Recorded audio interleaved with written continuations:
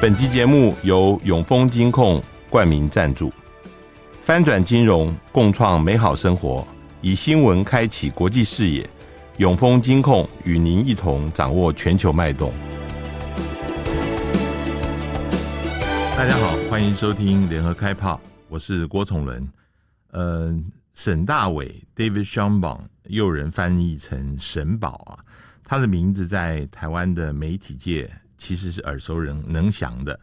那他不同于就是在东岸哈佛费正清教出来的学生，他是密西根大学奥森伯格的弟子。他毕业了以后，也曾经在卡特政府时期的国安会做过事，然后到了伦敦大学的亚非学院当过中国季刊 China Quarterly 的主编，然后才回到乔治华盛顿大学来教书。沈大伟他的身材很挺拔，平常的时候总是西装革履的。他的研究专长横跨中国的内政、外交、安全还有军事各个领域。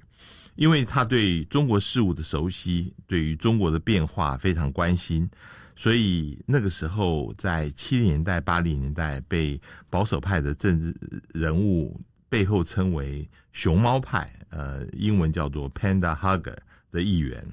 他尤其跟江泽民执政时候的国家副主席曾庆红的关系尤其是特别好。但是谁也没有想到，他竟然在2015年的3月6号的《华尔街日报》上面发表了一篇中国即将崩溃 The Coming Chinese Crackdown 专文。它的内容就是用5个方面来说明中共的统治已经开始倒数计时，而习近平的铁腕治国只会让这个体制最后不堪重负而崩溃。那个时候大家的印象都还是中国的崛起之势是没有办法挡的。大家记得那是2015年哦。那俨然中国要取代美国而代之。那他是首先看到中国大陆当时的问题的先知先觉的人。后来坎贝尔在2017年才开始在政策圈里面讨论到对于中国这样的中国，美国要怎么样来因应。沈大伟后来对于这一篇文章的解释是说，这个主编把标题下得太过耸人听闻了，其实他的原意并没有这么直接。但是明显的北京当时非常的生气。据说沈大伟后来访问中国大陆的时候北京就一反过去奉为上宾一样的恭敬处处不配合。他想要找谁谁都说没有空来接见他。不过这也当然跟当时掌政的习近平跟江泽民跟曾庆红的关系恶劣是有关系了。沈大伟已经十几年没有来台湾访问了。这一次陆委会委托政大国安中心举办一党专政下的中国式现代化国际研讨会，找他来做专题演讲人。事先我通过电邮想要采访他，他回邮的时候表示，虽然他现在已经很少接受采访，但是这一次会破例。不过他希望能够先知道问题会问什么。那结果我把问题传给他以后，他说他不愿意回答任何关于那篇文章的问题，也不愿意对未来的情况做预测。那他当天演讲的时候，他特别的重点是提到习近平现在面临的3个政治挑战，分别是政策的混乱 malaise，还有所有的事情都希望能够安全化 securitization of everything， 还有经济的停滞。那我的问题就是从这3件事情是不是有关联开始问起。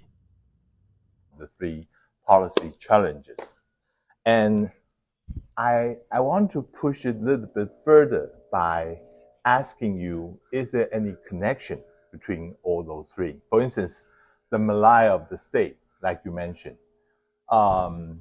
And is this have something to do with anti-corruption? For instance, you talk about the corruption is actually greasing the economy in a sense. that this had causing the anti-corruption is causing the slowdown of the economy in a sense. And also, you talk about the securitization of all the sectors. And this had created a panic among the business community because they are using this espionage law in order to target on the business community. Do you care to comment first on that? Well, if there's a linkage between these three elements that I identified in my speech, the malaise that basically affects society, different groups in society that I identified. Secondly, the economic indicators and the securitization is second, economic indicators. Yeah, I think there is a connection between the three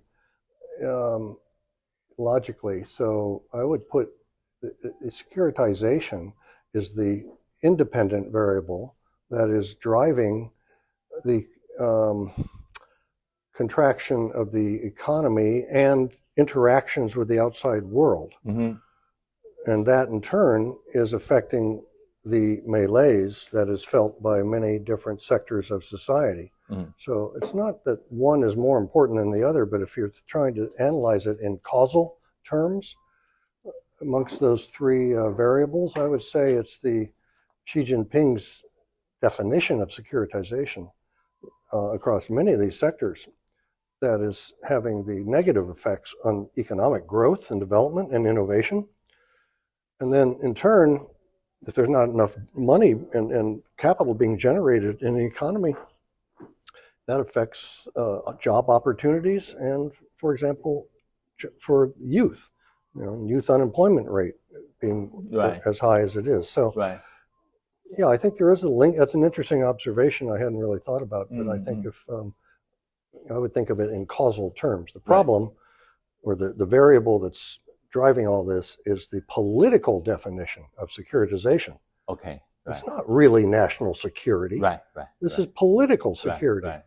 And there's no accident that when Xi Jinping lists his 22 categories, 政治是第一. 政治是什么? 政治是党. So, but everything in the mainland now is securitized, and the counter-espionage law this summer broadens the categories of so-called national security in a very broad, elastic, and unclear, 不清楚 kind of space, including for academic exchanges. So, the securitization just reflects, I think, deep insecurity of the regime. Of course, all countries have national security laws, but they don't have cultural national security laws. They don't have, a lot of those categories. So that's my thing.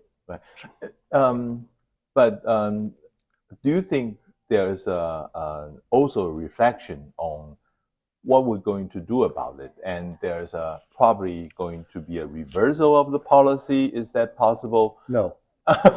Okay, let me ask you about this, especially is that because usually they should have a third plenary being held sometimes at the end of the year, but it's not going to happen. So some people are arguing probably they're having a different, they're not reaching a consensus, they have different opinion within the party. I don't know. I refuse to talk about the future. Okay. Because it's unknowable. Right. So as I said in my speech, I learned long ago not to talk to journalists about the future, because journalists always want to know about the unknown. And I am a scholar, and I have learned long ago not to discuss what is not known. I can talk about the past, I can speculate about the present, but I will not entertain questions about the future. Okay. Let me talk about what the American perception had changed over the years regarding China. I mean, sure. There's really a big sea change of American thinking about China. I mean, instead of democracy, China had become a dictatorship and also a non-market economy. you mentioned about this also in your talk, but I want to ask you further. Right. Why do you think that China has become what it is right now? Is it because of one person, Xi Jinping, or is it there's more structural factor here?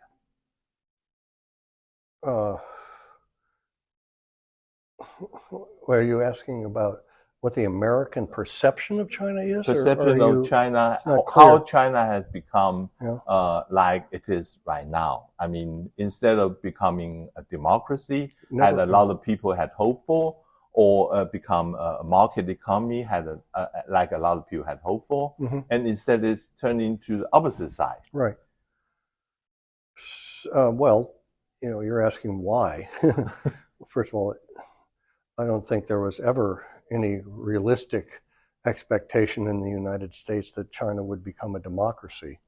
So first of all, I challenge that assumption on your part. Americans have never expected that, except perhaps in the spring of 1989. But no, Americans have wanted and have worked towards the liberalization, 自由化, of the Chinese political system. Right. That is, 自由化 and 民主化 are very different things. And China, until 2009, was moving in the politically more liberal direction. 95 to 2008, very specific years. Started midway into the Jiang Zemin term, ran to the end of the Jiang Zemin term and into the Hu Jintao era until 2009. When? Precisely, I can tell you, September, third week of September 2009, when they held the 四中全会, fourth plenary session of the, 16th Central Committee. That was the end of the reform era, political reform era. So, in fact, it's not just under Xi Jinping that China has moved backwards politically. And economically, I would say it is under Xi Jinping that China has moved backwards. But politically, it began in the last 3 years of the Hu Jintao era. And it continued into the first, really 3-4 years of the Xi Jinping era. But since 2015,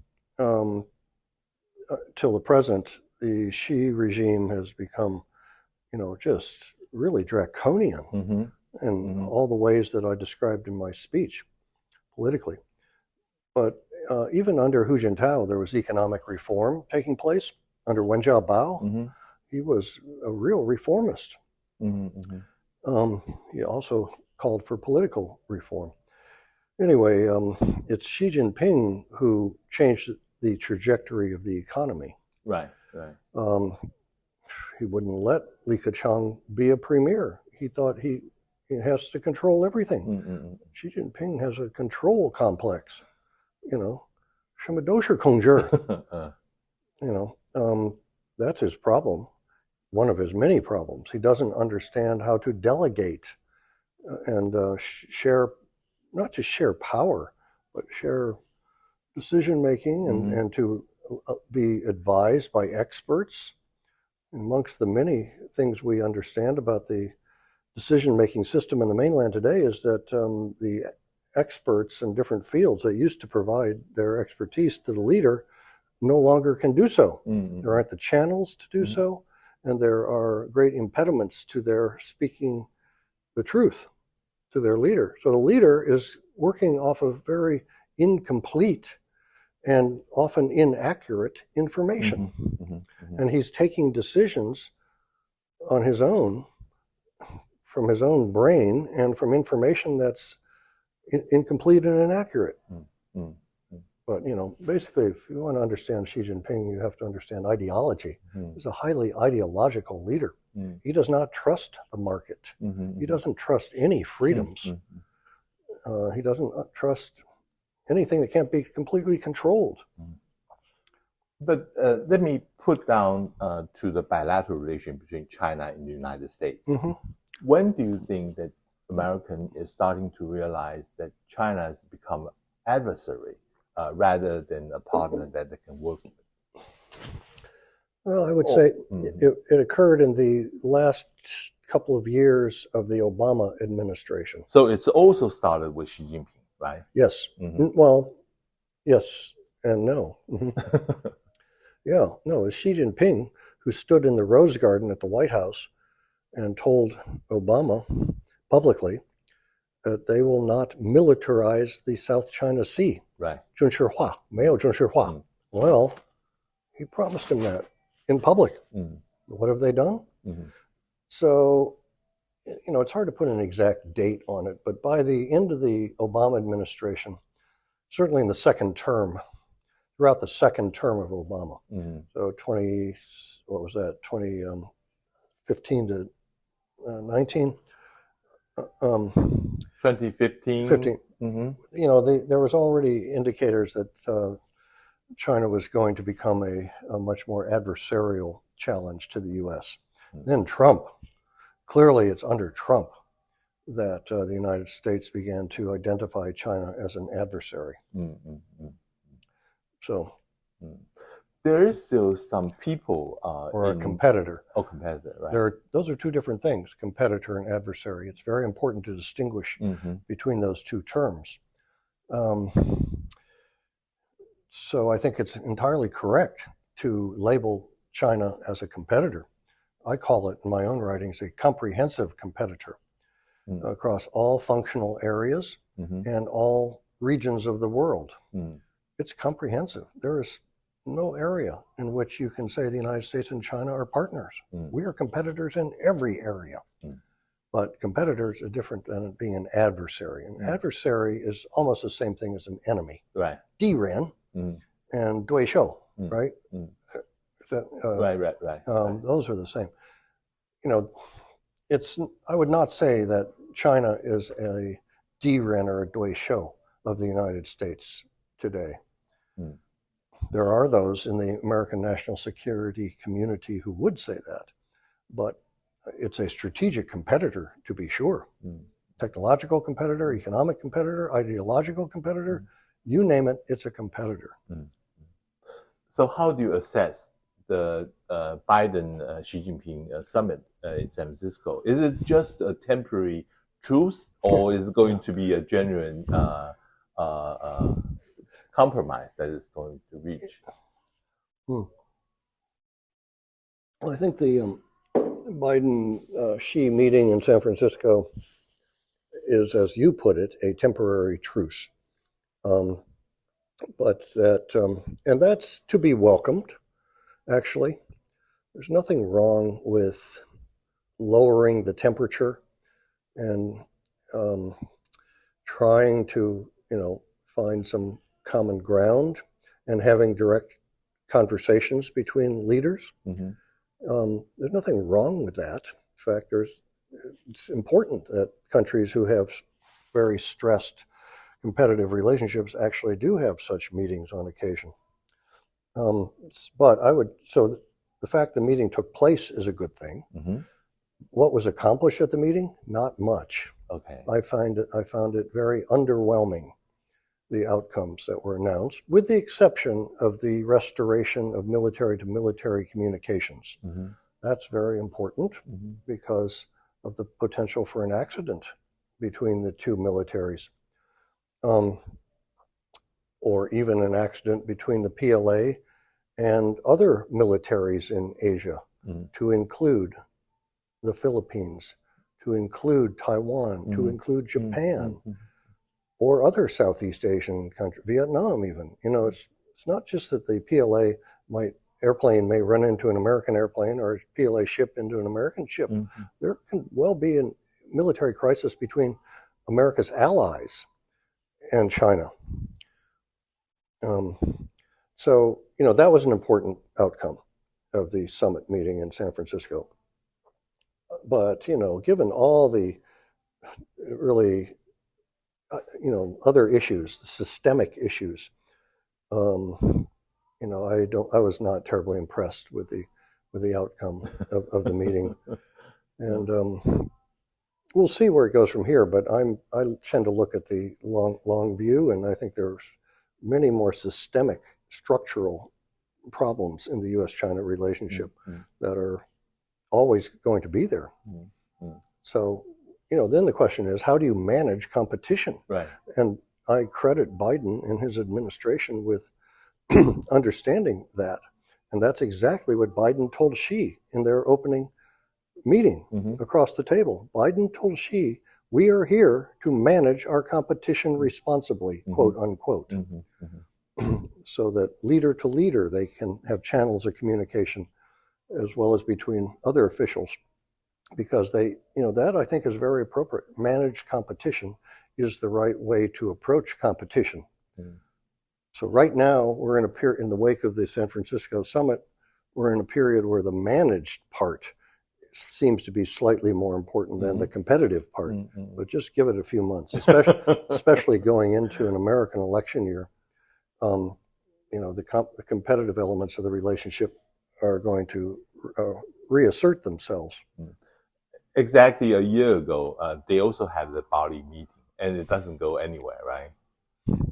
Well, it didn't go anywhere because of the balloon incident. Right. It would have gone somewhere. And it's very interesting. The Bali meeting was intended to begin a series of bilateral exchanges between the two governments, beginning with Secretary of State Blinken's own visit to Beijing. He was supposed to go to Beijing, I think just 3 weeks or so after Bali, 3-4 weeks. And that was to be the first of many cabinet-level visits. But the balloon incident and the Chinese overreaction to, I repeat, overreaction. Not the Americans aren't the ones who overreacted to the balloon incident. The Chinese overreacted. But anyway, their overreaction and froze military to military.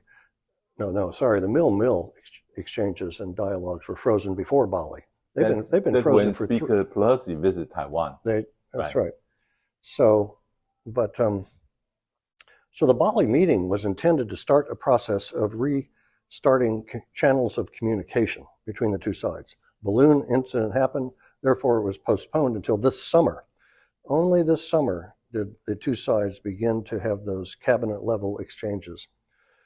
Secretary of Commerce Raimondo, Secretary of Treasury Yellen went to China this summer, and Nicholas Burns, the American ambassador in Beijing, has been given a little better access. So, this is a process that the two sides had hoped to start after Bali. So it took a year. So here we are today in the autumn of 2023 in a place where we had hoped, or the Biden administration had hoped it would be, 14 months ago after Bali.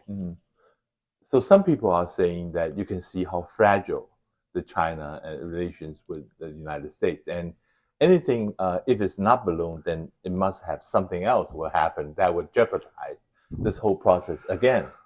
Yeah, it's a very tenuous set of communications and interactions. But that's the whole point, is that both countries should have communications, even in times of stress. So you don't just cut off, exchanges unless there's, and dialogues unless there's a very good reason for doing so.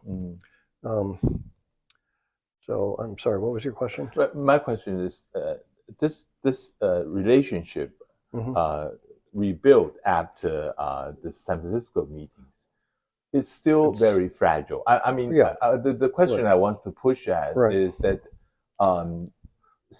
China had been emphasized on the Taiwan issue a lot during this meeting.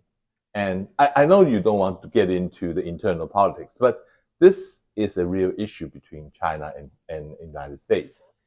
And the U.S. had warned China not to interfere with the Taiwan elections. But my concern is, after the election, is there anything that the U.S. and China can work it out, its relations, and not turn it into a crisis? Well, I don't know what to say.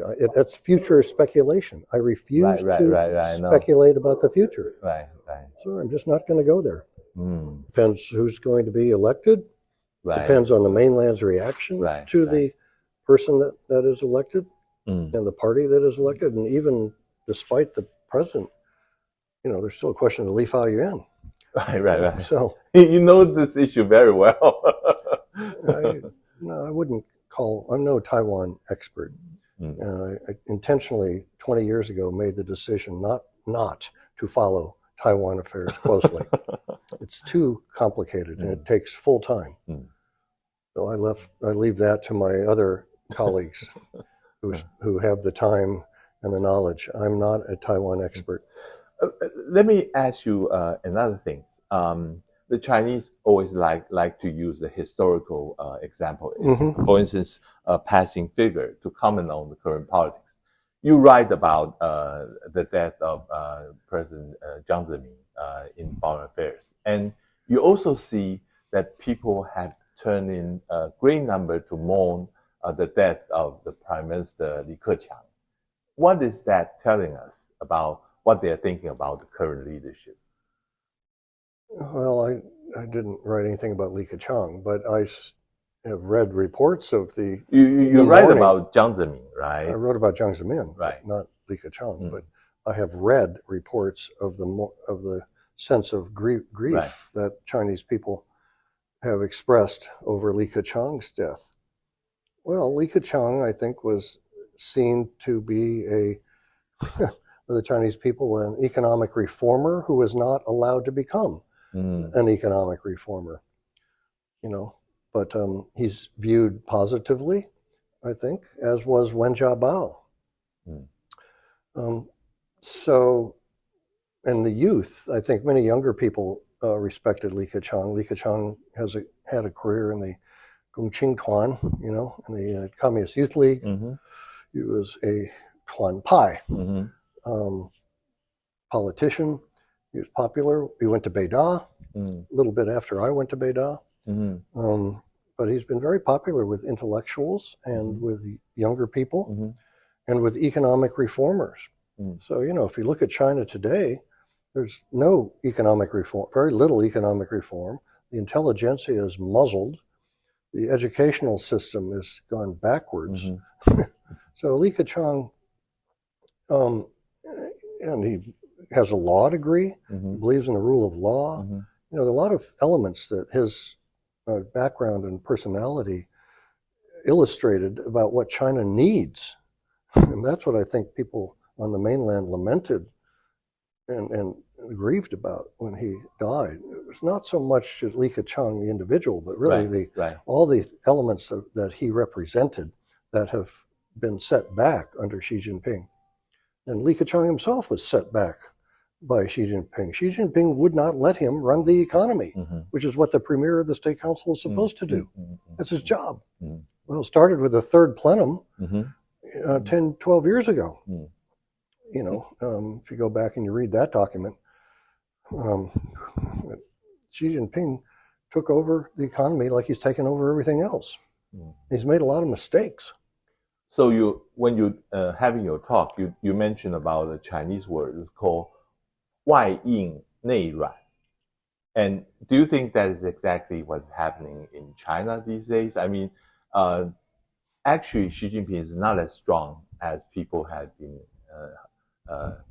thinking. Yes, that's what I just argued in my speech. So I can't say anything more than what I already said in my speech. But yes, that's what I was arguing in the speech. There's a kind of outside facade that masks the internal reality. I'm not going to repeat what I already said in my speech. Discontent across, I think I gave you 12 sectors. Right. Go back through the speech. Boom, boom, boom, boom, boom. Those people are all discontent. But I must emphasize what I also said in my speech. Discontent does not add up to, is not the same as organized opposition. People can be boumayi. That doesn't mean they fandui, right? You may be boumayi with your wife, but that doesn't mean you're going to, oppose get divorced. So it's very important that we realize that there are some real fragilities and unstable factors and issues that we can't really see very clearly on the mainland today. But all is not as stable as the Xi Jinping government and party would project. That's the Wai Ying. But inside is like tofu. It's really neiran, softer. So one should not be only taken by the outside. You have to look in the inside. You just heard the news that the former Secretary of State Henry Kissinger had passed away. What would he think about the current situation? I mean, he's a big supporter for they should have a stronger U.S. Relations with China until his death. I mean, he even traveled to China. Right, this summer. Right. What would he think about this? I wouldn't want to speculate what Dr. Kissinger would have thought about the current regime beyond what he has already said in public and in print. Right. But he's a believer in the relationship. Right. He's what's known as a realist in foreign policy terms. He believes that you have to communicate with adversaries. You have to find areas where you can lower tensions, find possible cooperation. He had, what was the term he coined in his book? Not co-opetition, that's my term, co-opetition. I get intellectual property rights for that. But Kissinger called it, I forget his term. Anyway, he said publicly that the Xi Jinping regime has not been doing China any favors. But that doesn't mean you stop trying to talk, you don't talk to them.